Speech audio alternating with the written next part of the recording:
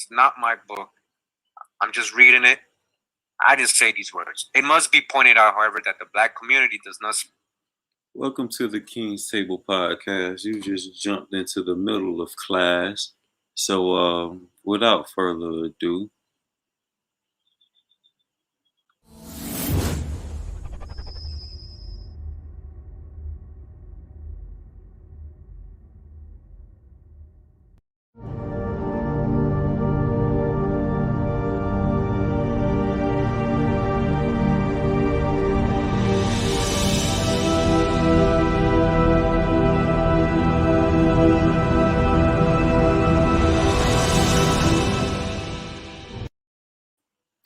alright, and tonight we're jumping right into it. I'm watching this live on YouTube right now, and I'm gonna just tune in with you guys because it's gonna have a lot to do with the secret that I'm gonna talk about tonight. Stated that the self-esteem of black students would be raised significantly if it were taught and ultimately commonly known that not all slaves were black. Okay? All right? What would it do Shout out to to your Korean. self-esteem? Of course. Picture that. That's the whole point of why we're doing this. My whole point and reason of doing this. You know? Yeah, we're here to make you think, but we're going to let you know too. We're here to let you know, not just think, no. You're going to know that not all slaves were so-called black. And not all so-called black people were slaves. All right? Because that's what the book is kind of trying to hint. Remember, this is from 1997. A little outdated. But we're going to help you, Mr. Author. All right? We got the updated info for you. Hawa. That there were white slaves as well. By the same token, many in the black community with whom this author has spoken think that knowing there were white slaves as well as black ones challenges the belief of white superiority held by a number of white Americans. Raising the self-esteem of black youth in America is an admirable goal. That's an admirable goal. Let's go. Rise up. Yasharala, rise up. It is dispelling in the myth of racial superiority. May this volume make a positive contribution in both of those directions, all right? Whatever this information reaches, if this is your first time in my channel, hey, we've been on a long journey. All I can say is, the Great Spirit is great. And we shall overcome no matter what obstacles. In a book having to do with the Civil War era, the path inevitably leads to Abraham Lincoln, right? Who? Abraham Lincoln, the colored man, right? He's melanated, dark skin. That's what he said about himself. That's what everybody that knew him said. Both his parents were dark skinned, all right? He was a Quaker, Protestant. We already know the deal. Sephardic, Moorish. We already know. Okay, we got the drop. Shout out to Drop Nation. Readers will find that the Richmond Enquirer has been quoted extensively herein. This prominent Southern newspaper was the major source Lincoln used to keep track of the political climate in the South. Although he also read the Charleston Mercury, it was the Richmond Enquirer, which was cited by name in several of his speeches. Henry C. Whitney, a noted biographer and legal colleague of Lincoln, all right, he described him as dark. That's one of the guys who described him as dark complexion. So Mr. Whitney knows him. He knows he's a black man when he's saying all this. What did he say? I want to know what he said. He states that Lincoln obtained his idea of the drift of popular sentiment in the South largely, if not indeed, chiefly from that organ. The words you will read from the Richmond Enquirer were the same words Lincoln read. Rare editions of Lincoln's 1860 campaign newspaper, the Rail Splitter, and other newspapers have also been utilized to give insight into the emotional climate of the times as only newspapers can do. Usage of the term the South needs a word of explanation as well. The South refers to the slaveocracy, political power which governed the slave states, not the Southern people in general. This definition embodies an important point. There were many poor and many non-slave holding whites throughout the Southern states, all right, who had virtually no influence on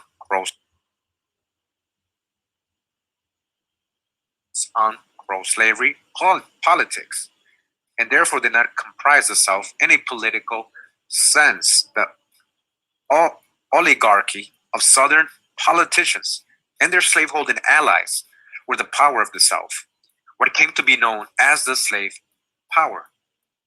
The United States censuses of 1840, 1850, and 1860 are an important part of the story to be told, all right?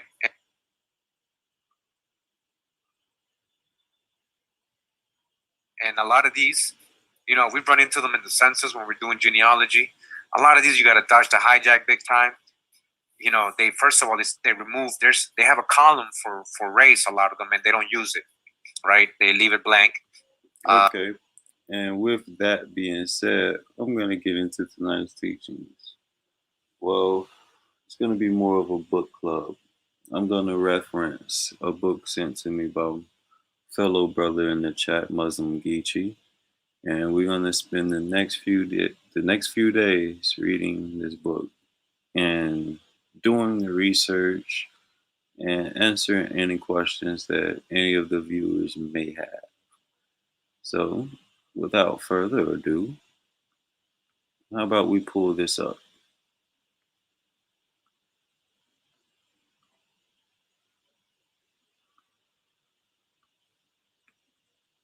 All right. Now, this book is called The Secret Relationship Between Blacks and Jews by the Nation of Islam, Volume 1. Geechee, give me a crown if this is what you was referring to. But I picked up on it and yeah, I got into it. While reading it, I was just like, you know what? I could be sharing this with the people.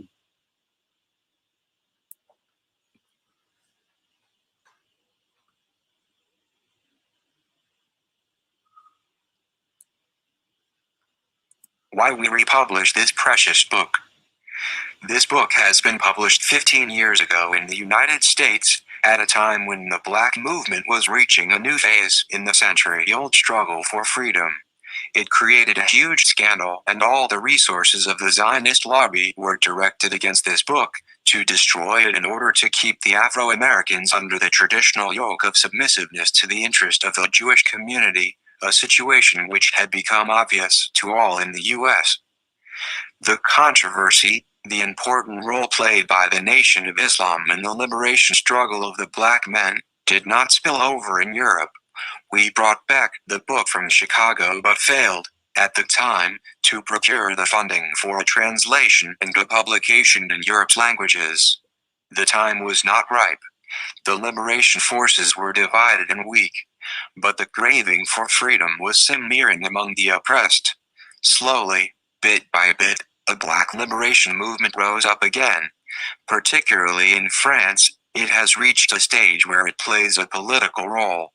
Traditional political forces, and particularly, traditional enemies of freedom are launching offensives, one after the other, to gain control over this newborn potential political giant, while it is still in infancy.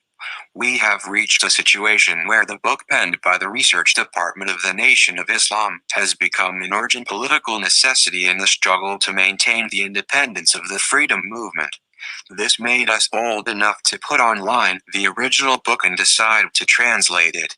There is no other material possibility to spread the book around in our region.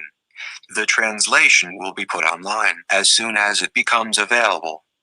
And that's just a little background into this book. Notes and sources, you can screenshot those if you want to. But without further ado, because I at least want to get past the first chapter, before I drop the link and let people come up on board and talk.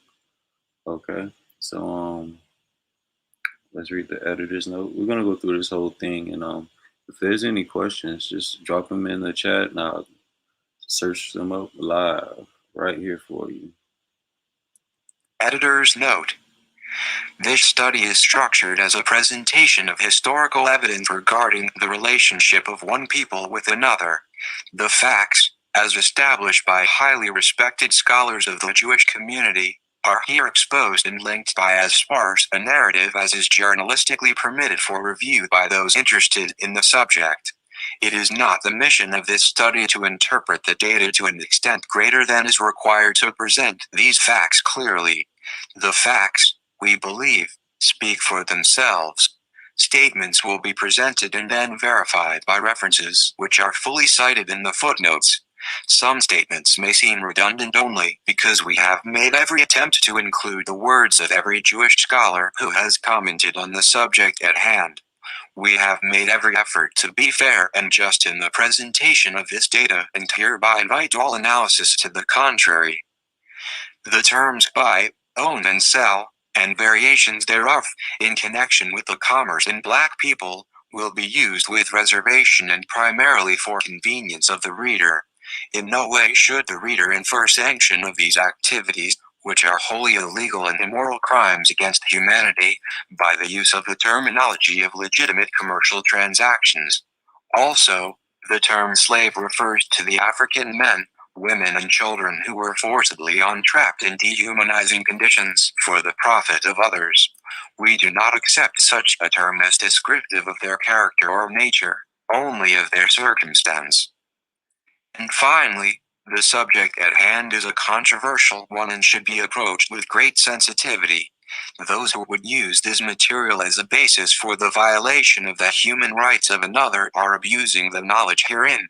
The wise will benefit to see this as an opportunity to develop a more equitable relationship between the families of man.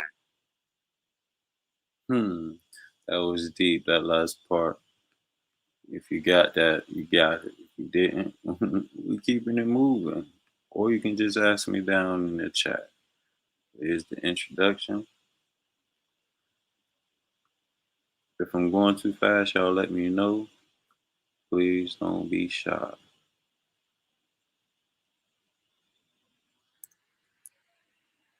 Introduction. Throughout history, Jews have faced charges of economic exploitation of Gentile communities around the world. Indeed, no single group of people have faced blanket expulsion in so many places around the world as frequently as have the Jews. The pattern and the charges are familiar: monopolization, usury, sharp practices, selling cheap goods, frequent bankruptcies, etc. All such claims seem to preface the expulsion orders and are vigorously denied, both by those charged and by the Jewish writers of history. But this is not the only charge that is made against Jews. Jews have been conclusively linked to the greatest criminal endeavor ever undertaken against an entire race of people, a crime against humanity, the Black African Holocaust. They were participants in the entrapment and forcible exportation of millions of Black African citizens into the wretched and inhuman life of bondage for the financial benefit of Jews. The effects of this unspeakable tragedy are still being felt among the peoples of the world at this very hour. Deep within the recesses of the Jewish historical record is the irrefutable evidence that the most prominent of the Jewish Pilgrim Fathers used kidnapped Black Africans disproportionately more than any other ethnic or religious group in New World history, and participated in every aspect of the international slave trade.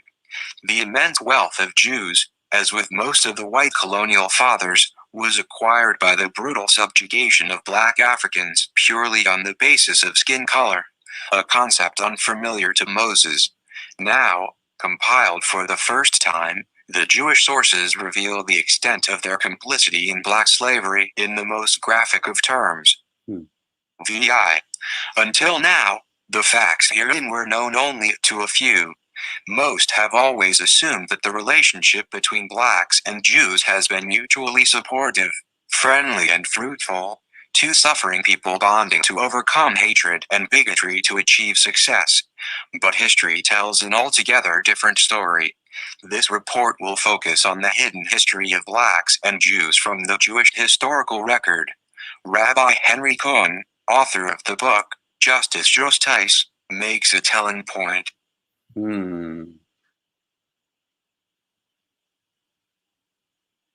That's true. Before reading this book, I never knew anything more of the black and Jewish relationship besides them both being victims of slavery. Never in my wildest dreams would have thought that they would have been alleged enslavers. Interesting. All right. Here's the first chapter, first page. Here we go. Jews and the African slave trade. Throughout the history of the practice, Jews have been involved in the purchase and sale of human beings. This fact is confirmed by their own scholars and historians. In his book, A History of the Jews, Solomon Grazel states that Jews were among the most important slave dealers in European society. 3 Lady Magnus writes that in the Middle Ages, the principal purchasers of slaves were found among the Jews. They seemed to be always and everywhere at hand to buy, and to have the means equally ready to pay. For Henry L. Feingold stated that Jews who were frequently found at the heart of commerce could not have failed to contribute a proportionate share to the slave trade directly or indirectly. In 1460, when Jews were the masters of the nautical sciences in Portugal, that nation was importing 700-800 slaves yearly. 5. The success of these medieval merchants was enhanced by their supreme linguistic abilities. They spoke Arabic, Persian, Roman, Frankish, Spanish and Slavonic and displayed a business acumen far in advance of the times. 6. 10. The Jews' participation in the slave trade, PARTICULARL7Y, their trafficking in non-Jewish slaves, incited the moral indignation of Europe's Gentile population. The Europeans reacted by taxing the Jews, and some were expelled from their host countries for this activity. 8. Yeah. On to the next page. Now, this is where it gets very interesting. I didn't know none of this. I didn't know not an ounce of this before today.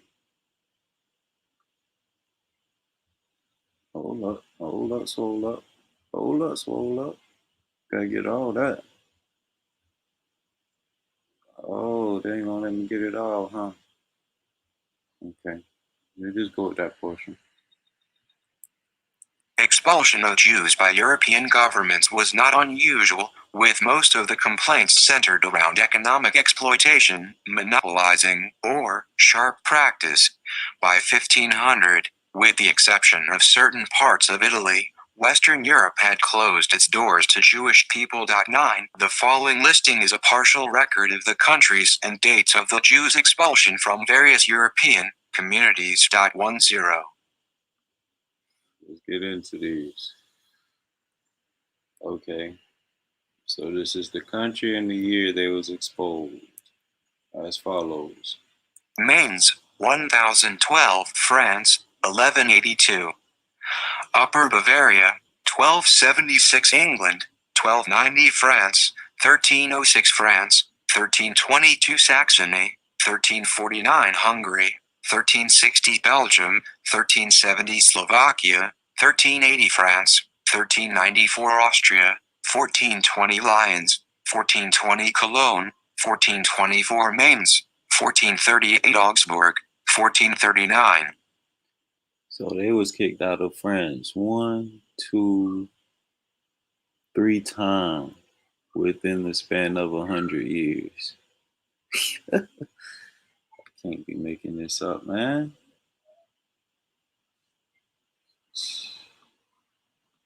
Once again, shout out to Muslim Geechee in the chat.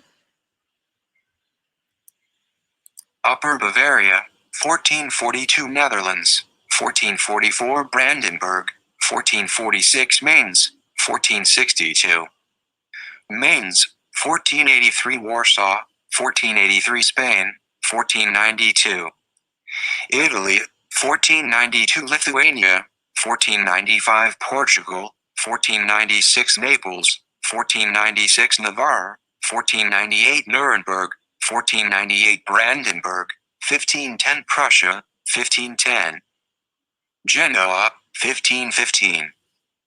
Naples, 1533. Italy, 1540. Naples, 1541 Prague, 1541. Genoa, 1550. Bavaria, 1551 Prague, 1557. Papal States, 1569 Hungary, 1582 Hamburg, 1649 Vienna, 1669. Slovakia, 1744 Bohemia Moravia, 1744 Moscow, 1891. So those are the places they was kicked out of and expelled from over the centuries, which is crazy. It's a long list. A long trail of enemies, if you ask. Over the next centuries, the centers of Jewish development moved into the Western Hemisphere, where land and commercial 11 opportunities provided the incentives for immigration. The open and ungoverned territory and the docile and vulnerable native population offered an irresistible attraction to the maligned race. They acquired great wealth in their Caribbean and South American enterprises and eventually moved into the American North, which became the economic focal point. It started with the forced expulsion of the Jews from the Spanish Empire and with the early explorer and discoverer of America, Christopher Columbus. And now we get into the trip into the Americas. Well, we talk about Mr. Christopher, the alleged Jew, Columbus. And I must repeat, this content is for educational purposes only. Columbus, Jews and the slave trade. Not jewels, but Jews, were the real financial basis of the first expedition of Columbus. 11.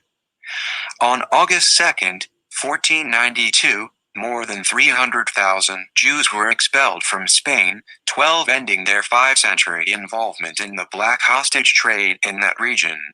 In fact, the Spanish Jews amassed large fortunes dealing in Christian slaves and became quite prominent within Spain's hierarchy. 13. They had obtained the most important offices and positions of trust in the cabinets. So, once, as history proves, they took over the government. And counting houses of rulers and had maintained great influence over the regional trade, causing many to believe that the Jews exercised an unhealthy domination over the economy of the region. 14. The rulers were convinced enough to order all Jews to either convert to Christ or leave Spain. So yeah, it was at the point where it was do or die, Mom. You're either gonna get down or you're gonna lay down. King Chaos just sounded like he entered the building. Yeah. My bad, folks. I had to spend a little family time real quick. Already. We just getting into the good stuff. The only thing you really miss is that the Jews was expelled from all these countries. These are the countries in the year that they was expelled. And without further ado, let's get into Mr. Christopher Columbus. The Marranos, the secret Jews. The Marranos were those compulsorily converted Jews and their descendants who outwardly became Christians but secretly continued to meet in the synagogue, celebrated feast days and observed the Jewish Sabbath. The name Murano may be derived 12 from the Old Castilian Murano, swine, or perhaps from the Arabic maran, forbidden. In 1350, Spain began a series of conversion drives to convert all Jews in Spain to Shout out everybody Christianity. in the chat. See the James section Hudson, entitled Muslim Geeky. The Spanish Inquisition, and in unprecedented numbers, and with little resistance, the Jews converted. 15. This rush to mass conversion, an event unparalleled in Jewish history, is perhaps best summed up by Cecil Roth. It was not difficult for insincere, temporizing Jews to become insincere temporizing Christians. 16. The Maranos, also called conversos, the converted, or Nephite, the neophytes, or new Christians, were simply charged with not being Catholic. The same applied to the Muslims, who were expelled in like manner and in greater numbers than the Jews. 17. Some 50,000 Jews chose to convert rather than leave their land and their riches. 18. Contrary to popular notions, those who left were not refugees searching for religious freedom, but entrepreneurs looking for economic opportunities. When they fled, they brought few Torah scrolls and even fewer copies of the Jewish holy book Talmud with them. When asked what he thought most Maranos knew of Judaism after their flight from Spain and Portugal, Roth answered in one word, nothing. 19. The majority fled south and eastward to North Africa and to centers like Salonika, Constantinople, Aleppo and Damascus. 20. While others sought and found refuge in the Netherlands, where they established synagogues, schools, cemeteries and a high level of wealth and culture. 21. Most escaped with considerable sums of money. 22. Those scattered throughout the globe by political, 13. Economic and religious circumstances. They would reunite later in an unholy coalition of kidnappers and slave makers. So, yep. So you realize that a lot of times it seems like those who are willing to run away, like they take all the juice away from those who are willing to stand fast. Because if all those persecuted religions would have stood fast instead of, the fleeting numbers of runaways, you know what I'm saying? Like they could have really like kept the Catholic Church from overtaking so much so fast.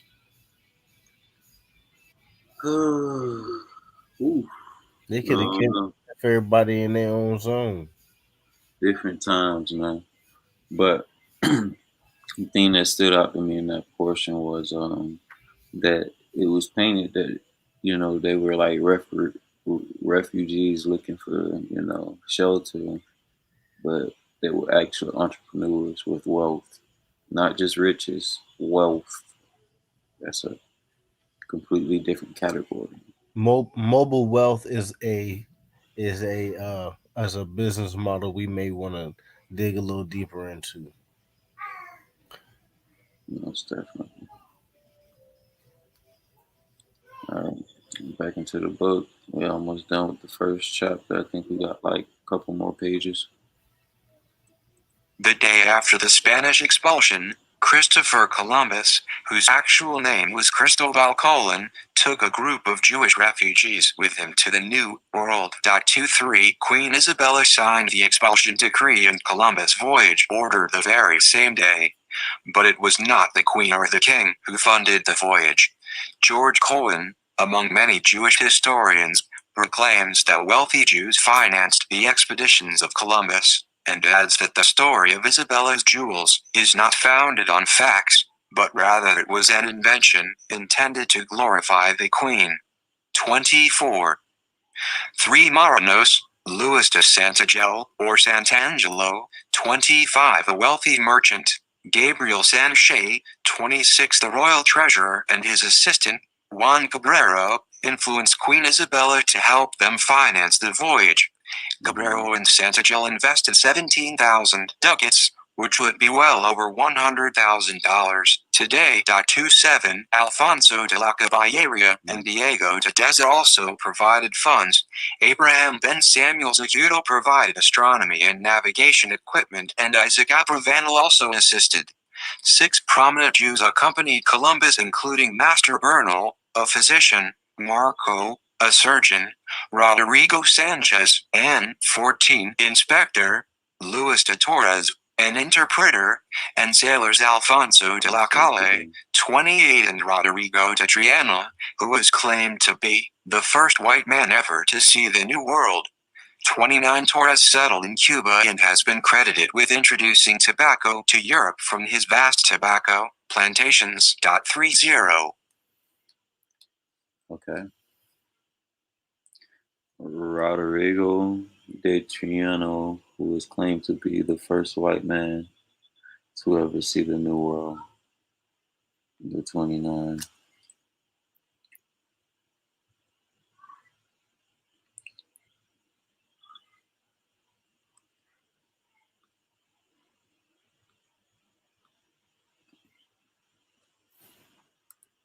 According to Golden and Rywell, p. 9, it was 2 o'clock in the morning when he shouted, "Land, land!" The sails were shortened, and at daybreak Friday, October 12, 1492, a new world was before them. Columbus claimed that it was he who first sighted land in order to claim the royal gratuity of 10,000 maravedis and a silk waistcoat promised to the one who made the first sighting. See Kaiserling, Christopher Columbus, pages 91, 110. Interesting. All right.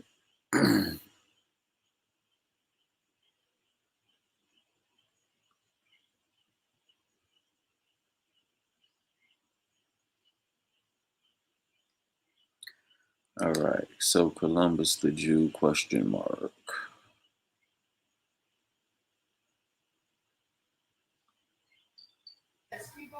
I mean, technically speaking, if we review the information and we receive the names of our masters, right?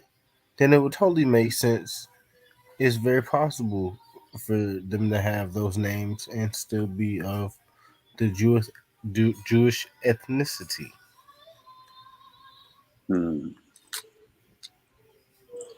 I'm just saying, it's interesting that I haven't heard of this until I was 30 years old, bro.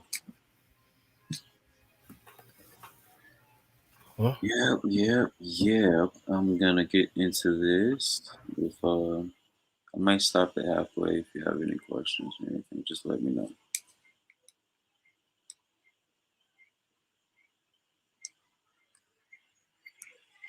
A few scholars, including Roth, present strong evidence that Columbus was himself a Jew. He hid his Jewishness, they say, because no Spanish Jew could ever have expected aid from the King and Queen of Spain, so the explorer claimed to be an Italian Catholic. 32 Tina Lovitan, author of Jews in American Life, found the first reference to Columbus' Jewishness in print in a diplomatic document dated 58 years after the discoverer's death.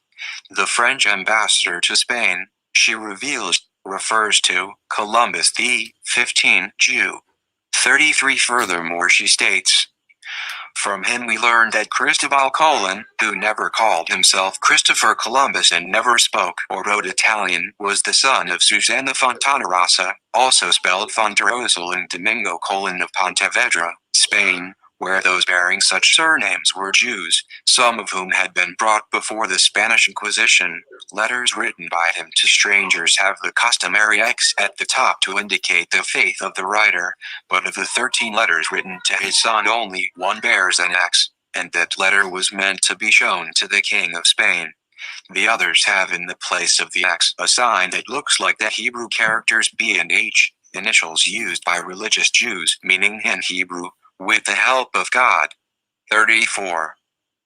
Harry L. Golden and Martin Rywell, authors of Jews in American History, their contribution to the United States of America, are quite insistent about the Jewishness of Columbus.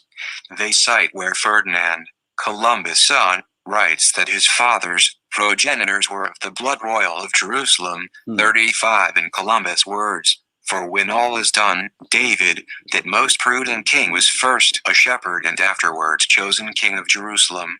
And I am a servant of that same Lord who raised him to such a dignity. 36 One Jewish author insists that all existing portraits of the discoverer gave him a Jewish cast of countenance. Another claimed that a certain soft-heartedness in Columbus is a Jewish trait. 37 His lineage also pointed to Jewish roots. His mother's maiden name was Susanna Font Rosa, daughter of Jacob, granddaughter of Abraham and the Jewess. His father, Domingo Colon, was a map seller. Did not Columbus write the King of Spain that his ancestors were interested in maps? 38. Big facts. Okay, we into the last page.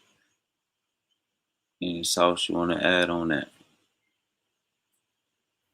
Man, nah, man. I'm just my arms are getting tired for holding my jaw up.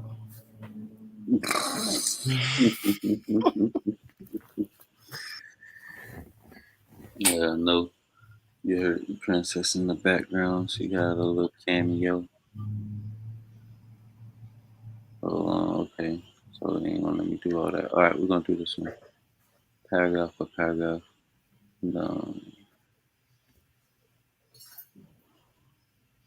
we'll get into that later.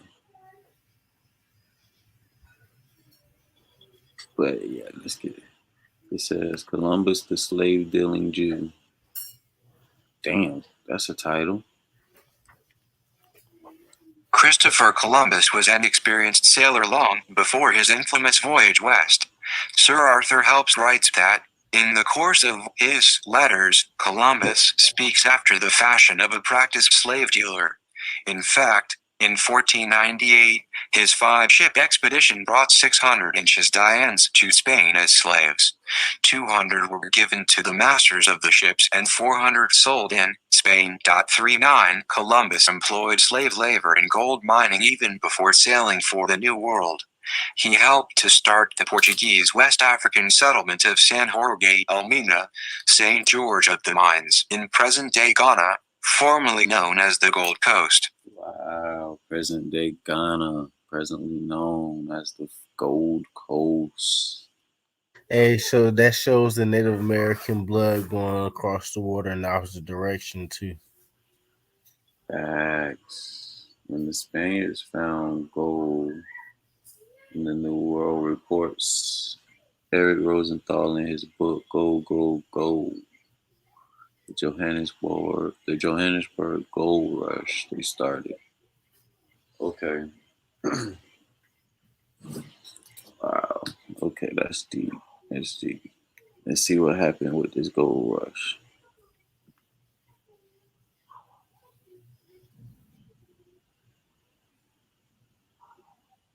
Siri, ain't nobody talking to you?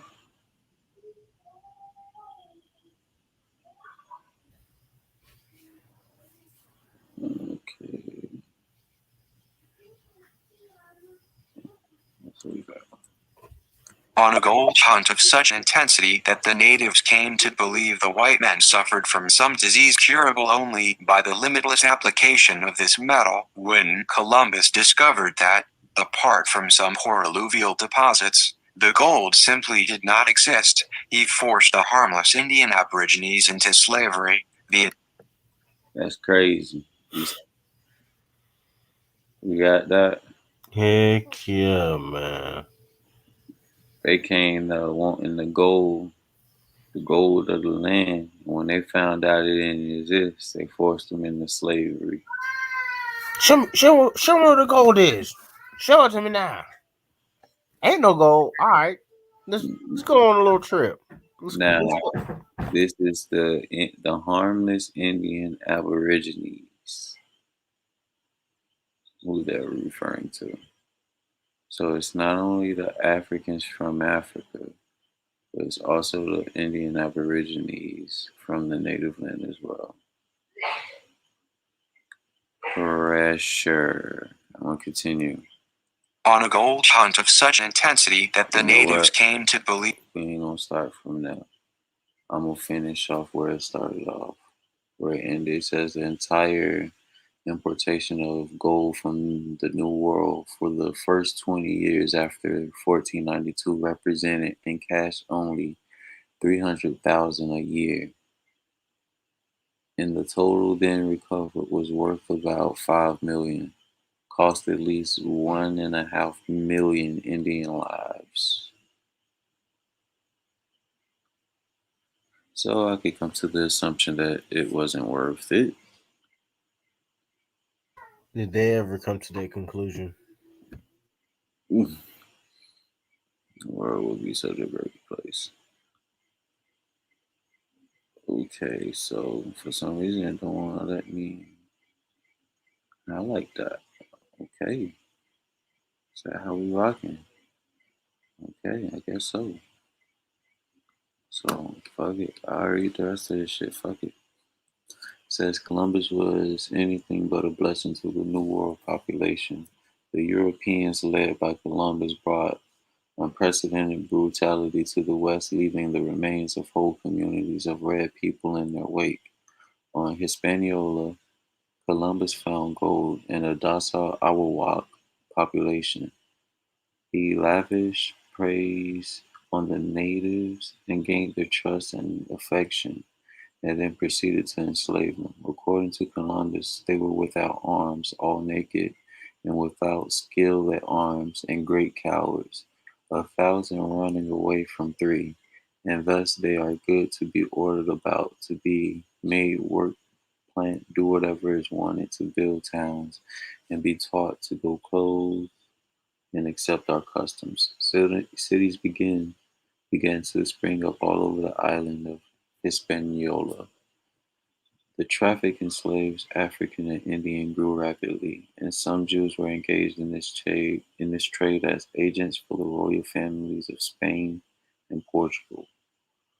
Whether or not Columbus was a Jew, as so many Jewish historians now claim, has not been definitively proven. It is clear that his brutality against the enslavement of the native population was financed by Jewish investors. The history books appear to have confused the word Jews for the word jewels. Queen Isabella's, jewels had no part in the finance of Columbus' expedition, but her Jews did. Wow. So in the morning, we'll be getting into Jews and slavery in colonial South America and the Caribbean. Interesting. Pressure. Bro, that's just the first chapter, bro. Yeah, already. Nigga, they ain't tell none of that about Columbus in our history books for sure, nigga. You heard? They especially ain't posed the question of his possible Jewism or Jewishness. I don't know what the hell it's called. My dog say they let go along, get along game.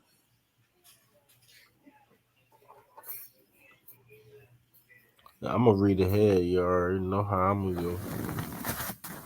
Of course we gonna read ahead. I gotta definitely read ahead. But I still gonna keep pace and make sure all the viewers understand what's going on. Anybody got any questions in the chat? Because if not, it's about to hit 12 here. And I'm gonna wrap this thing on up. I'm gonna try to keep all of them under 45 minutes to an hour because you know our people got very low attention span. They see that hour mark, they be like, "Oh no, I ain't about to sit here and listen to this thing Oh, for an hour." no. You feel me? So as usual, thank you for greatness.